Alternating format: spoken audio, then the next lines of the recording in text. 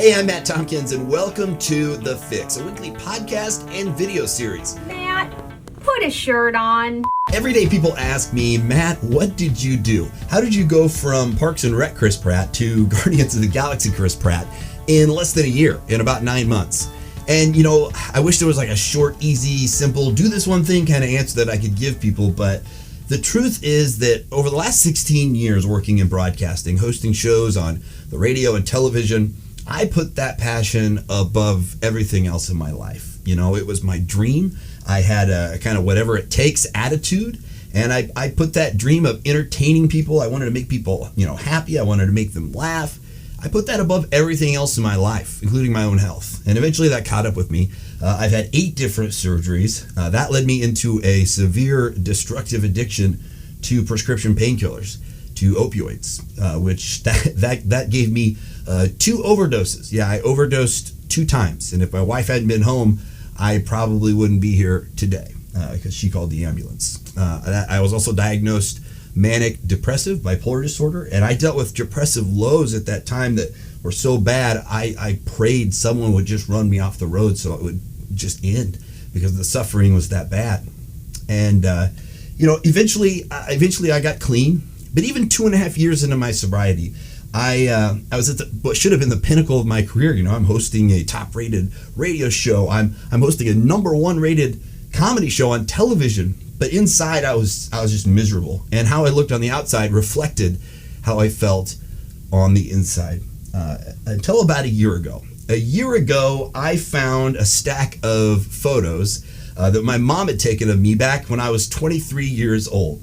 And let me show this. So this photo here, this is the only living proof that at one time I had abs. Yes, and I looked at that and I thought, you know, I was 23. I was working construction, heavy labor, manual labor, long hours in the summer, in the heat and winter. I was living in my parents' basement at that time. But you know what? That was the happiest I can remember being.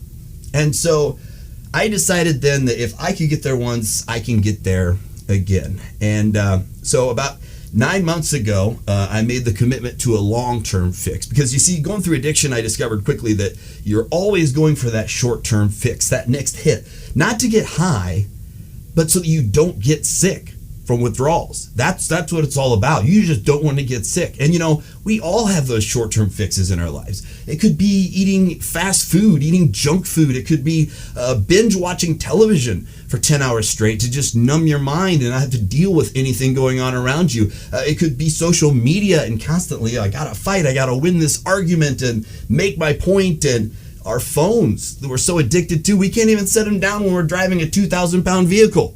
You know, so we all have those short-term fixes. If you take a minute and step back and look at these short-term fixes, they don't do you any good. They're not healthy. They're not helping you. So I committed to a long-term fix, and that's what It's the Fix is all about. It's a weekly podcast that drops every Monday, and on that podcast, we talk about mental health. We talk about practical ways to help with everything from anxiety, stress, depression, addiction. My partner, Wendy Townley, she joins me in her perspective because from my addiction and my overdoses, she suffered some severe trauma that she had to deal with, you know, and anybody who's gone through that with a loved one going through addiction, it's you know, it's very hard for that loved one as well, okay? It's not easy.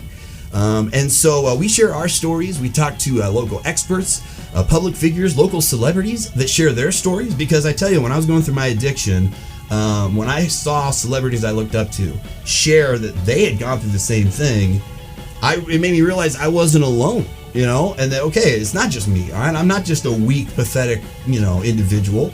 This is a disease, and if it affects them and they can get through it, I can get through it too.